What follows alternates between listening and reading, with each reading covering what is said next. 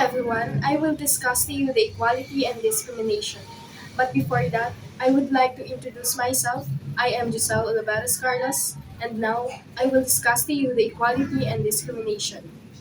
First of all, I choose this topic because it often happens here in the Philippines. So, what is equality? Equality means treating everyone with fairness and respect, but most importantly, recognizing the needs of individuals. Equality is the state of being equal, especially in status. Equality means each individual or group of people is given the same resources, regardless of their circumstances. Equality refers to providing equal opportunities and rights to everyone and protecting people from being discriminated against. So, how do we define equality? If we apply the equality meaning to opportunities, then it follows that all should be made available to everyone. Selection procedures should be fair and impartial. When organizations are advertising vacancies, they must not just assume that their usual processes are inclusive or equal. People must not be treated unfairly because of reasons protected by the law of discrimination. Equality means absence of discrimination. Equality and discrimination are like two sides of the same coin. Equality is a human right for all people in work and in life. It is about equal opportunity, remuneration, and treatment. Equality at work means that all workers are entitled to develop their abilities and benefit from opportunities on an equal footing without being limited by stereotypes or prejudice. So why is it important to have equality? Good equality and diversity practices make sure that the services provided to people are fair and accessible to everyone. They ensure that people are treated as equals, that people get the dignity and respect they deserve and that their differences are celebrated. So here's the example of equality and discrimination. The first one is promotion is not overlooked due to disability, gender, or sexuality. For example, you have a coworker who has a disability. He works hard and does his job correctly. So even though he has ability, he is still promoted in his job, and this is what we call equality. Another example of equality is male and female workers doing the same job and receiving the same pay. Ngunit ano nga ba ang problema dito sa Philippines? The problem is kapag mababa ang posisyon mo, ay mababa din ang matatanggap mong sweldo. And for me, the moral suggestion to solve these issues is giving equal rights to everyone, no matter what gender they are. Give equal education, equal opportunities, equal career, equal financial stability, equal choices, equal rights, and most importantly, equal respect. That is how the future society of a powerful country works. And now, I will show you the video clip about equality. To further illustrate this point, consider giving everyone the same box to stand on to look over a fence. This is equality, but it doesn't make any sense to give someone something to stand on if it's not needed. Instead, we want to provide what is actually needed for each person to have access. This is illustrated in this image as the first person. The second person got just what was needed. The third person in this illustration gets assistance, but it doesn't solve the issue. Consider this picture. This is equity. Each person gets what is needed in order to provide access. What is needed varies between circumstances. Resources are allocated differently to allow everyone opportunities for success. But what if there was a way to remove the barrier for everyone? Instead of providing resources, we consider how to remove the barrier for all. Equity is promoting justice, impartiality, impartiality and fairness within the procedures, processes, and distribution of resources by institutions or systems. This is justice. You already know examples of this through universal design, cuts in the sidewalks, changing the font size or contrast on your phone, and buttons to open doors automatically are all examples of removing barriers for all. Universal design not only provides access for those with a disability, but it benefits everyone. Considering barriers, looking for options to remove barriers, and providing access for all are all examples of promoting equity. Change starts from within. Keep engaging and learning.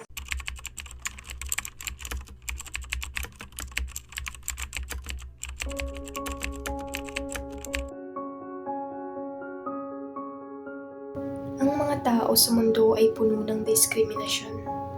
Hindi niyo ba naitatanong kung bakit may mga taong ganun? Kung bakit ganun na lang ang kanilang puot, galit, at pagkamuhi sa mga taong hindi nila kapareho? Bakit sa tingin mo nakakalamang ka?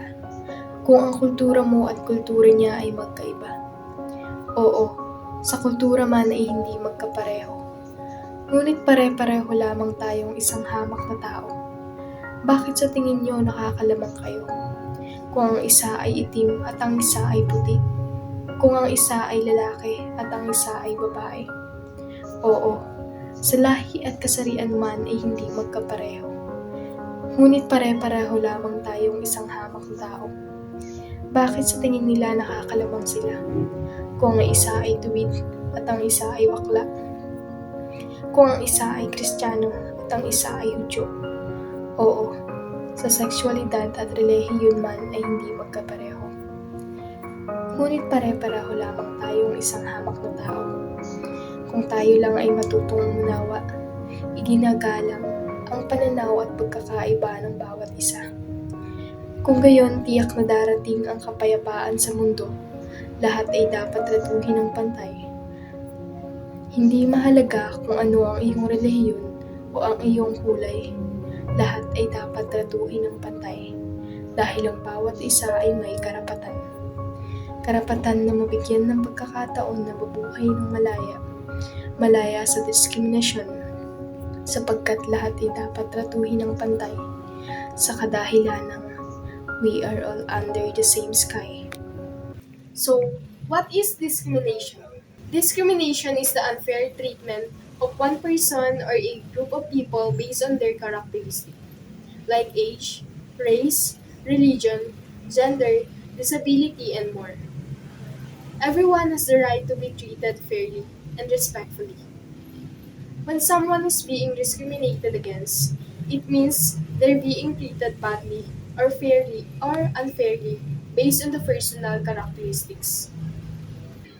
Discrimination refers to any distinction, exclusion, or preference made on the basis of race, color, religion, political opinion, national extraction, or social origin, which has the effect of nullifying or impairing equality of opportunity or treatment in employment or occupation. Discrimination happens when an employer treats one's or employee less favorably than others.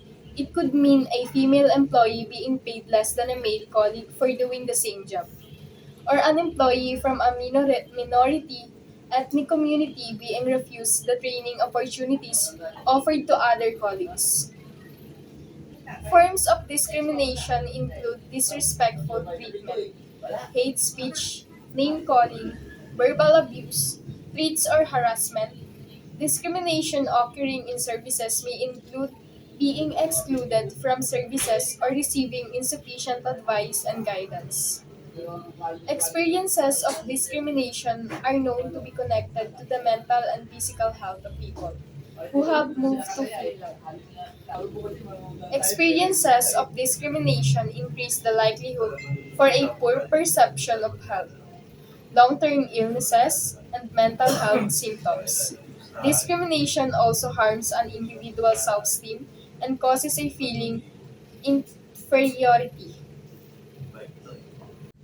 So here's the common reasons that people are discriminated against.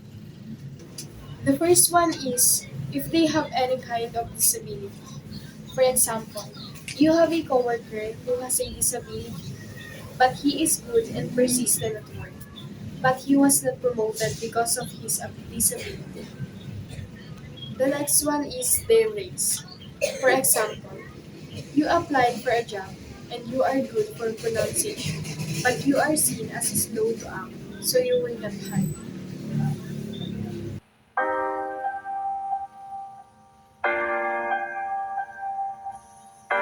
Our differences are what set us apart as humans, but is the cause of hatred amongst us. There are white people, black people, girls, boys, gay people, straight people, fat people, skinny people, rich people, poor people, people with different beliefs.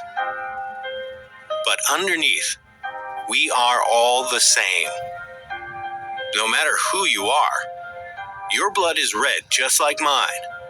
So why should any of us be treated differently?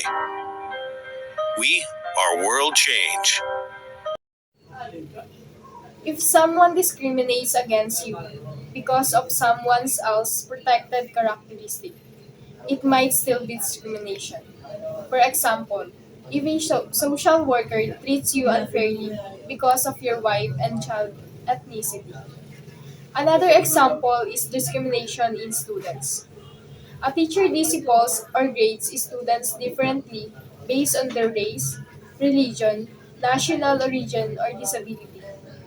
Students are denied opportunities such as scholarships or extracurricular activities because of their race, religion, and national origin or disability. So, this is my moral suggestion on how to prevent race and color discrimination in the workplace. The first one is respect cultural and racial differences in the workplace. Second, be professional in conduct and speech. Third, refuse to initiate, participate, or discrimination and harassment. Fifth, avoid race-based or culturally offensive humor or pranks. When in doubt, leave it outside the workplace. Familiarize yourself with the company's workplace policies and act responsibly. Sixth, attend training EEO principles and learn about your legal rights and responsibilities under the anti-discrimination laws. Seven, be proactive. Report incidents of inappropriate, discriminatory, harassing, or abusive behavior to your supervisor, human resources department, union, or management. And then the last one is respect everyone and equal treatment. If different groups of people have equal rights or are given equal treatment, they have the same rights or are treated the same each other, however different they are. And now, I will show you the video clip about